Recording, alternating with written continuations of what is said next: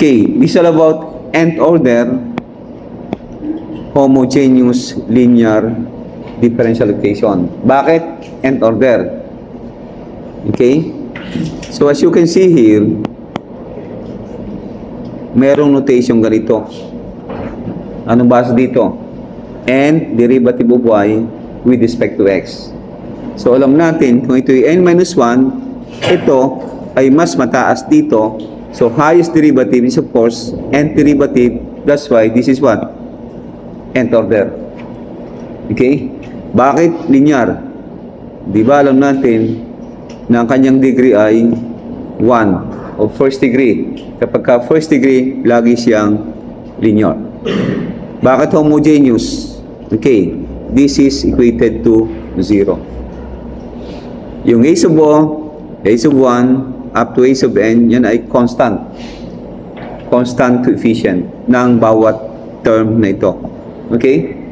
So, this form of differential equation can be written of this form. So, nawala si d dx, ang napapalit ay d. Okay, ano nga yung ating d? D, kung natatandaan nyo, siya ang tawag ay operator, na kung saan siya ay equal sa d dx. Sa application, siya ay d dt with respect to time. Okay? So, as I've said, this form can be written in this form. Now, since ito ay d, d madami yan ha? This can be written as what? This way. F of d, function siya ng d, times y equals 0. Okay? Ang tawag dito ay compact form. Now, to find the solution of this differential equation, the first thing to do is get what we call auxiliary equation. Sir, ano ba yung sinasabi mong auxiliary equation? Paano makukuha yan? Okay, to find the auxiliary equation, ang gagawin nyo lang mata, yung d dito, papalitan mo ng m. Tapos tatanggalin mo si y. And then equate to 0. As you can see here, this is already what? Equation of one unknown. At yung value dito na makukuha mo in terms of m, o m, in terms of a certain value or values, ang tawag din ay root o roots. Depende na nga sa given. Pwedeng isa, pwedeng madami. And that roots will give 4 possible cases of solution. Okay, for case 1, yung ating root ng mata ay pwedeng real, at the same time siya ay distinct. You say distinct, wala siyang katulad. Ano ang solution?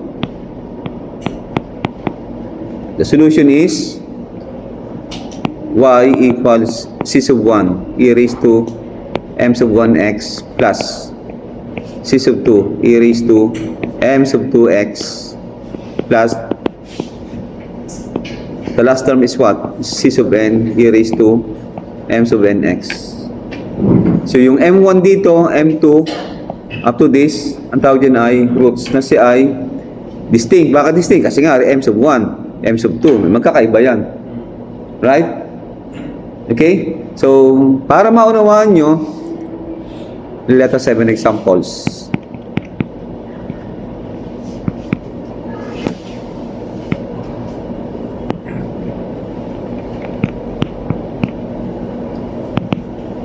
Let's say solve.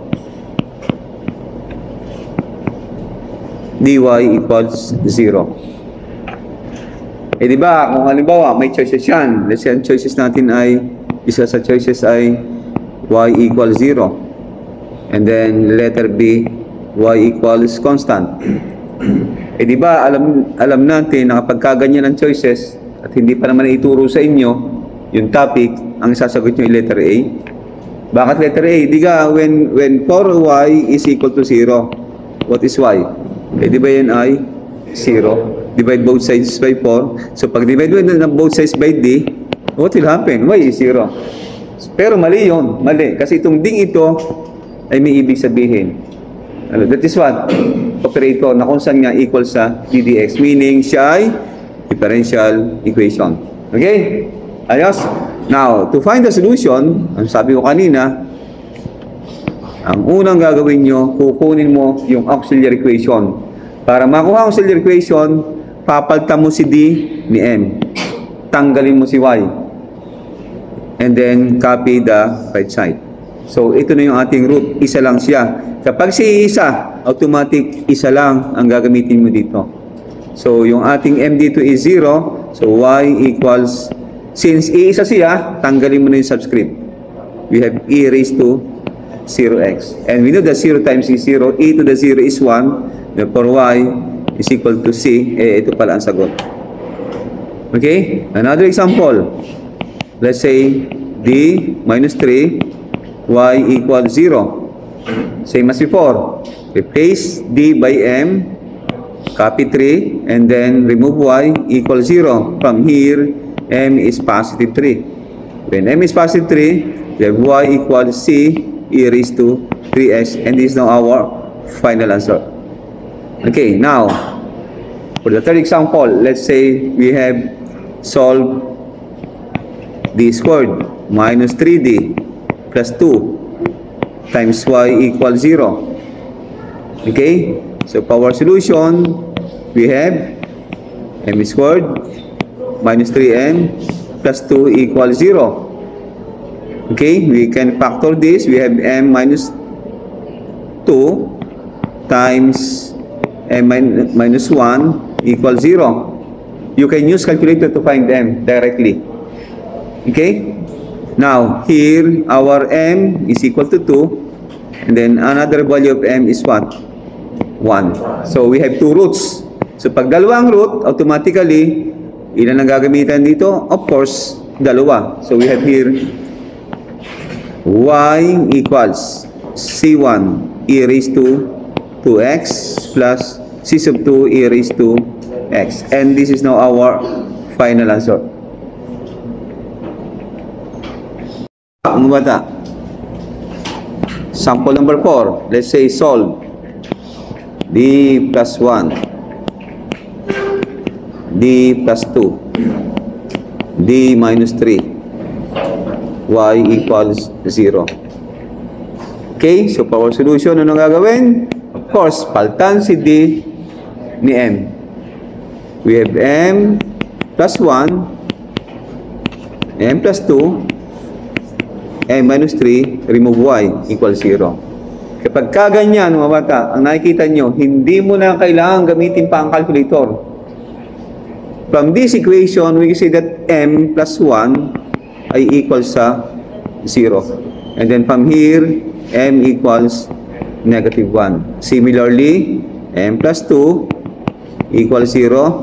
Here, M equals negative 2. And for the last one, M minus 3 equals 0.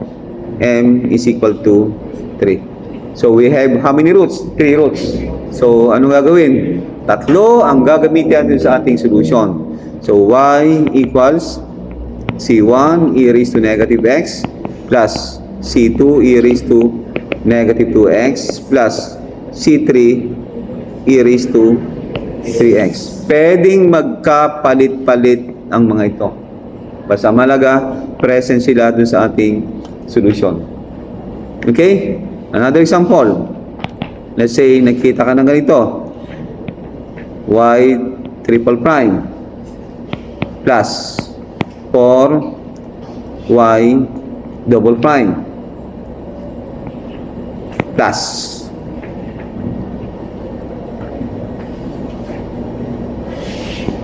5Y prime or 3Y prime. Let us make this 3Y prime equals 0. As you can see here, wala, may nakikita ba kayo hindi? Wala. Okay, di ba alam natin, pag nakita kayo ng Y dot triple prime, yan equivalent saan? D cube Y. So, pwedeng palitan mo siya ng D cube. Tapos yung Y, D squared. Ari, di ba? Ari, D. Okay, and then factor Y. So, pag ginawa mo yon, magtatagal. Doon tayo sa madali. Actually, mga bata, pag nakita ka ng ganyang forma, hindi mo kailangan si D. Okay, diretso mo kayo kay M. Okay, pag nakita ka ng y triple prime, automatic yan ay M cube. And then, pag y double prime, of course, M squared plus 3M equals 0. Now, I can solve this one. I can solve this manually without using calculator. Okay? So, here, I can factor, or we can factor M. If M squared plus 4M plus 3 equals 0. And then here, we have M. This can be factored to what? M plus 1 times M plus 3 equals 0. And from here, M equals 0. M equals negative 1. M equals negative 3. Therefore, Y equals what? We have 3 roots. C1 e raised to 0x plus C2 e raised to negative x plus C3 e raised to negative 3x. This can be written as 1. So, Y equals C1 plus C2 e raised to negative x plus C3 e raised to negative 3x. And this is now our final answer. Real pa rin siya. At the same time, siya naman ay repeated. We are speaking of roots. Okay? The solution is y equals e raised to mx times the quantity c sub 1 plus c sub 2x plus the last term is c sub n, x raised to n minus 1. Okay, as an example, let's say solve.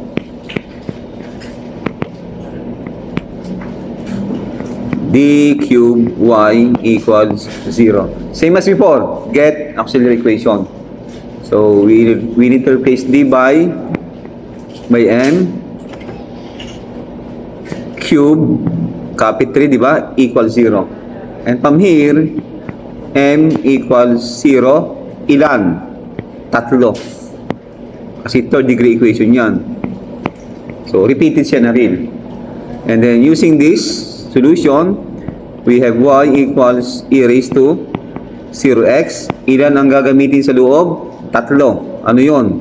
C1 plus C2x plus C3x squared. As you can see here, kung array n minus 1. Array 3 minus 1 is 2. Yun ang ibig sabihin yan.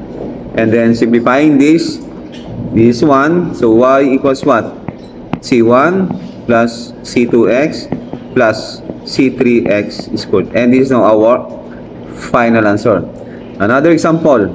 Let's say, nakita ka ng ganito.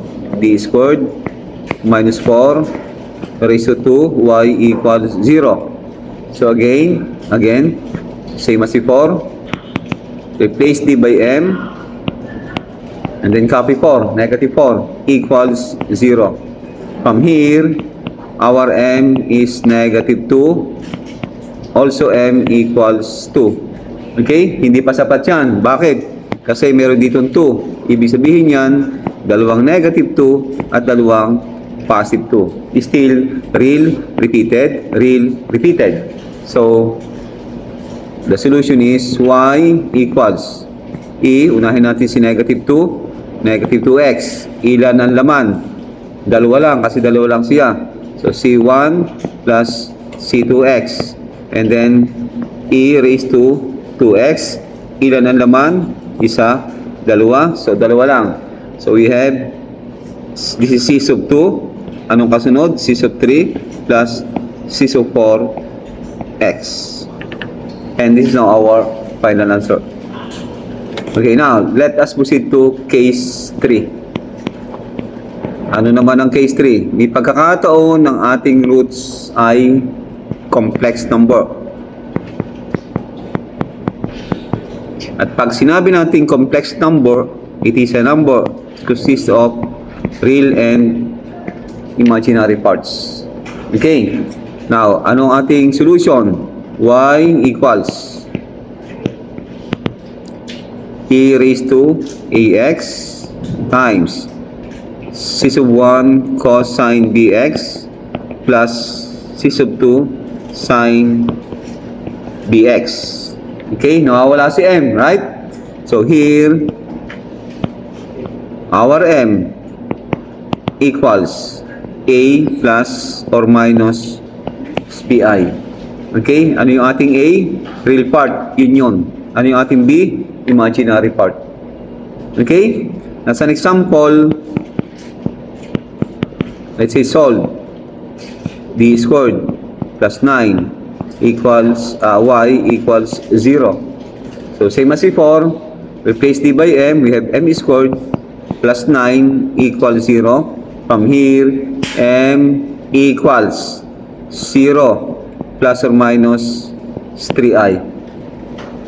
Okay, so here our a is 0, our b is equal to 3, and using the solution we have y equals e raised to 0x times c sub 1 cosine b is 3 plus c sub 2 sine 3x. We know that this is 1, therefore we have y equals c sub 1 cosine 3x plus c sub 2 sine 3x. Itong dalawang ito ay pwedeng magkapalitan tayo. Ang ibig kong sabihin, ito ay pwede din ito naman ay pwede dito. Okay? Another example.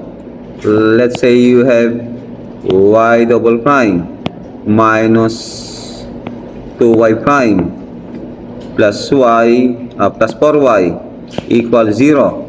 So again, wala tayong d.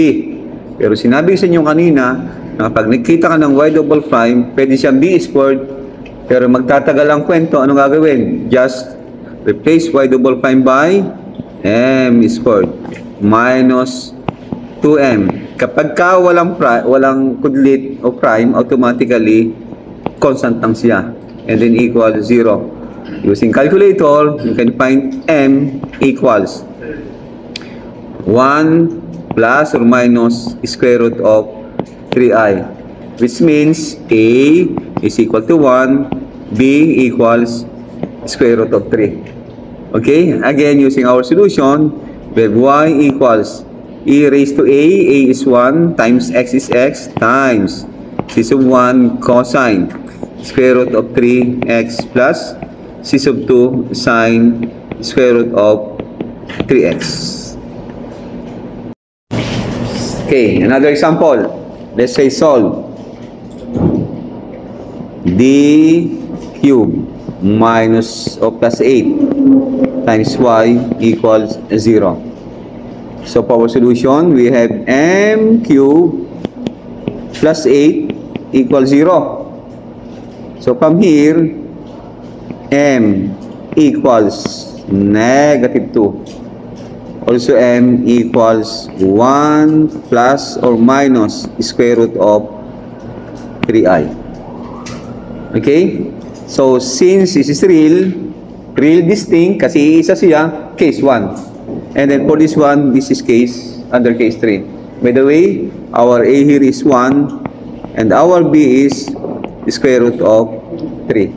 Now, our solution is y. Unahin natin si case 1. We have y equals c 1 e raised to negative 2x plus e raised to x times c1 yan. So c sub 2 cosine square root of 3x plus c sub 3 sine square root of 3x.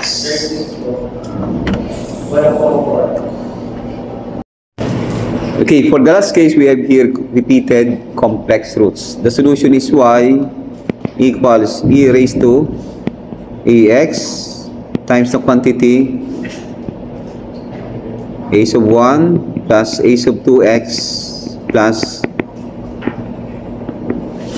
a sub n x raised to n minus 1 times cosine bx plus b sub 1 plus b sub 2 x plus b sub n x raised to n minus 1 times sine bx. Okay, for example, let's say solve d squared plus 2d plus 4 raised to 3 y equals 0. Here, our auxiliary equation is m squared plus 2m plus 4. Tanggalin muna natin yung exponent. And from here, our m equals negative 1 plus or minus square root of 3i. Ilan yan? Tatlo. Bakit tatlo? Kasi raised to 3 siya. Okay? So, the solution is y. By the way, our a is negative 1 and our b is square root of 3. And using this solution, we have y equals e raised to a is negative 1, so negative x times the quantity. So, since tatlo ang ilalagay natin dito. Hindi ako gagamit ng a. C sub 1, C sub 2, at saka C sub 3 ang gagamitin. So, C sub 1 plus C sub 2 x plus C sub 3 x squared times cosine bx. Our b is square root of 3. So, square root of 3x. And then plus C sub 3. So, we have here C sub 4 plus C sub 5x plus C sub 6 x squared. This time is times sine square root of 3x. And this is now our final answer. Okay? Another example. Let's say solve d cubed plus 8 squared y equals 0. So we have here m cubed plus 8 equals 0. Here, our m is negative 2. M is also equal to 1 plus or minus square root of 3i. Hindi pa tapos yan. Look at the exponent here. May 2. Ibig sabihin, ito ay dalawang negative 2 at ito ay dalawa nito. So, this one